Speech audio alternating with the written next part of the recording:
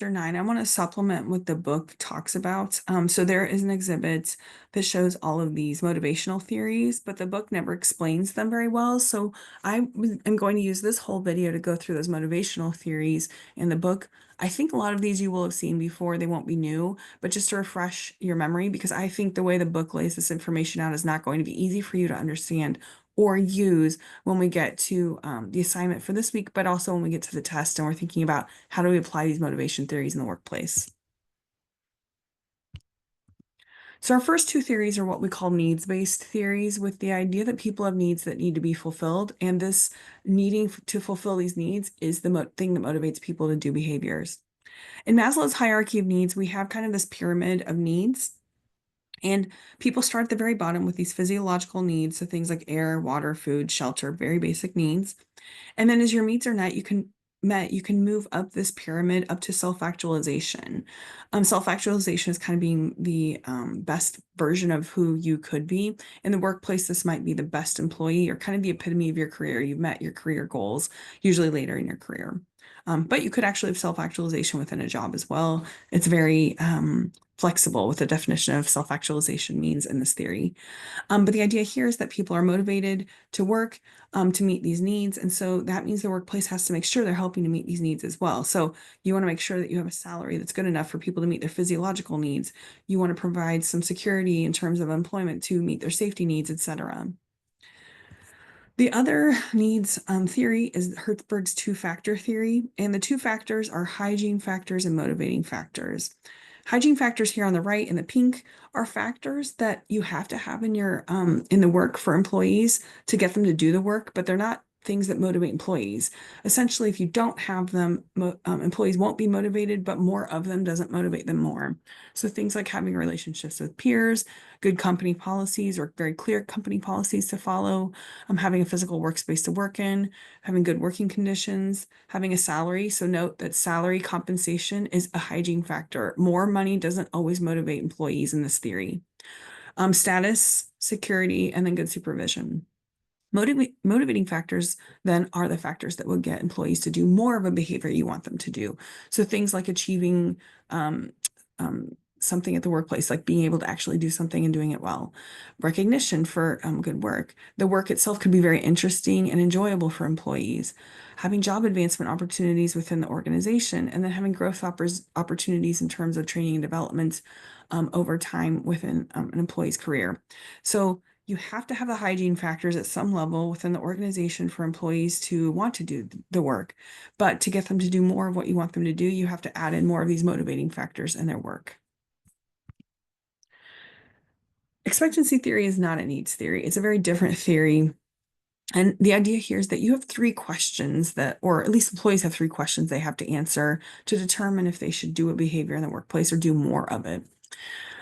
These three questions are a little bit related to that formula when you think about the motivation formula that was the first slide in the first video. So for example, with the first question, this is the expectancy question or effort question. Can I hit my targets if I work hard? This is an ability question. Can I actually do the performance or meet the standard that's expected of me in that job? The second one is instrumentality or the performance question. So will hitting my targets lead to rewards? Essentially, do they think that there's a link between their performance and whatever rewards are being offered in the workplace? And part of this link also is, will their work or will this performance be recognized by someone who can give me these rewards? If the link is not clear or not consistent, or they're not sure their supervisor, for example, always sees their performance, then they will not be motivated in terms of this question because they won't believe that hitting their targets always leads to rewards. And then the third question is the valence or reward question. Do I find the rewards desirable? And this is where the flexible rewards becomes very important so that employees can create their own rewards packages that will motivate them. In this theory, the important part isn't just these three questions, but all of these questions have to be answered in the affirmative. An employee has to believe that they can hit their targets, that that will be recognized, and that link will create the rewards they want or lead them to the rewards they want. If any of these links is broken, then employees are not going to be motivated at all to do the behaviors you want them to do in the workplace. We've seen equity theory already in this class a few times, and we see it again later in this chapter. So I'm just going to quickly go through this one. In equity theory, all employees bring inputs into the workplace and they expect some kind of outputs or outcomes in the workplace. So the kinds of inputs that employees bring are their hard work, their experience, their education, and actually their work performance, that the actual work they're doing in the job. But what they expect from their employer then is recognition for good work, promotion opportunities, a good salary, and then bonuses to incentivize them to do particular behaviors or for a job well done.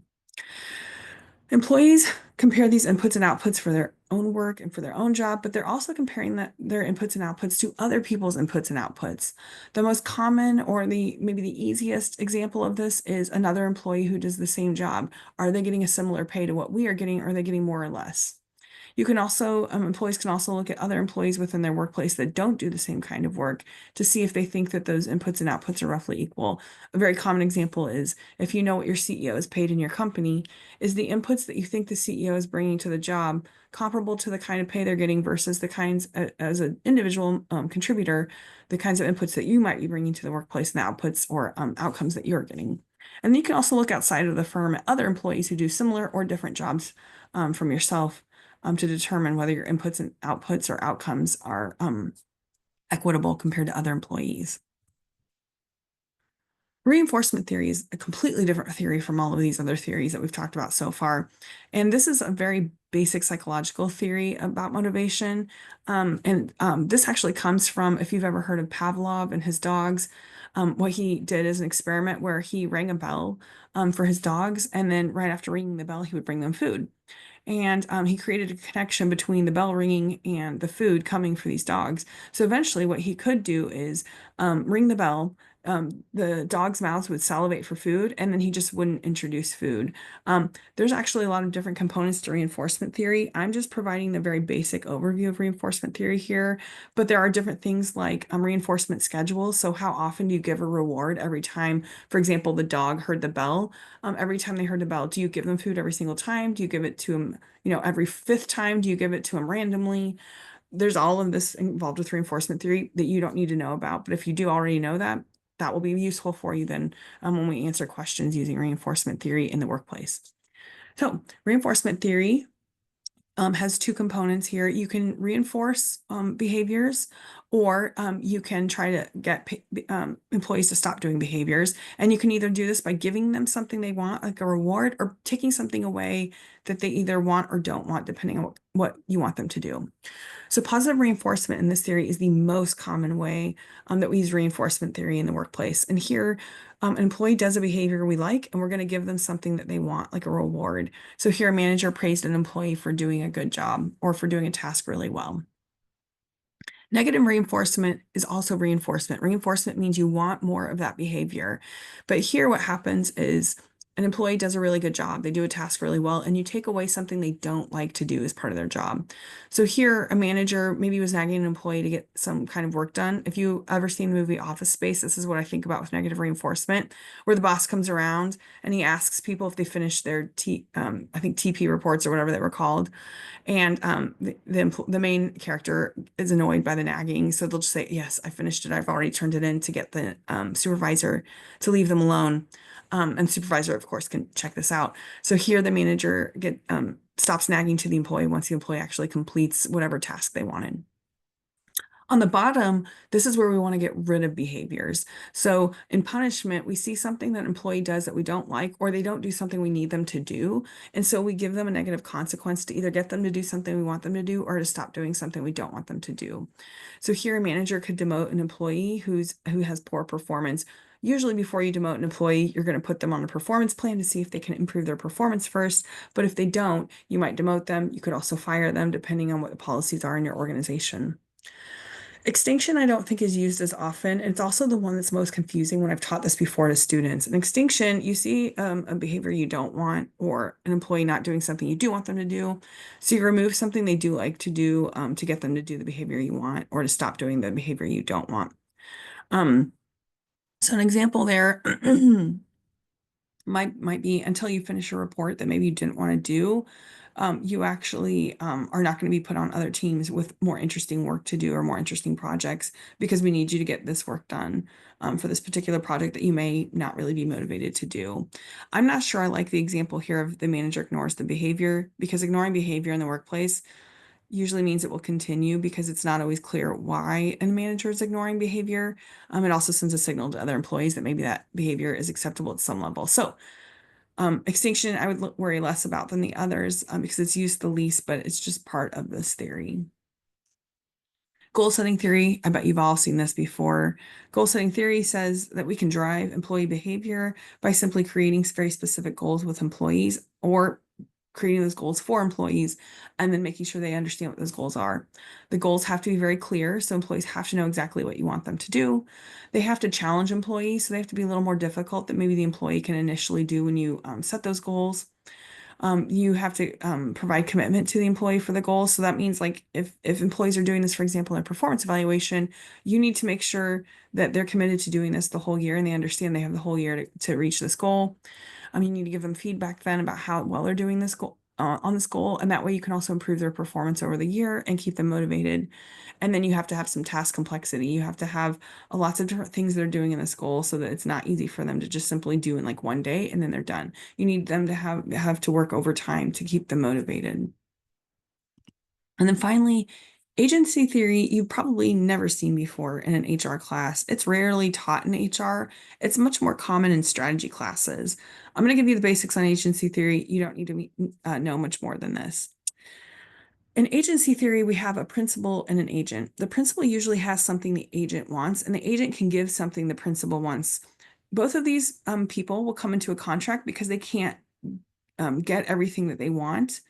So they need each other in order to get the things that they want. So the principal and agent come into this contract for self-interest to get something that they want. They have an arrangement. So the agent gives something to the principal wants, and the principal gives something to the agent in order to make that relationship work. Let me put some labels to this, and that will make it maybe a little more understandable. In this case, the principal is the employer. So they have an organization, and what they need is work to be done in that organization in order for that organization to make money. The agent is the individual employee, and what they need is money and benefits to continue to live. And so what they're going to do is they're going to give up their experience, their education to perform the work that the principal needs done. And the principal then gives the agent money and benefits for that work. In the workplace, there's also a few other things going on here. For example, the principal gets to control the agent at some level because they're the ones who have the money and rewards to give the agent. And the agent, though, can be motivated to perform well or not motivated to perform well, so they can change their performance output potentially to affect that relationship with the principal. So, for example, if you're an agent and you're not getting paid very well here, you might actually change your performance so that you can renegotiate with the principal your compensation and benefits. And so things are constantly being negotiated between that principal and agent. That's all you really need to know about agency theory. And the idea here is that the agent and principal are both motivated to have a really productive contract between the two of them. And when it's not productive, they'll go back and renegotiate to make it productive again, or they'll leave this agreement and the employee will leave that organization. The organization will hire a new employee to do that work.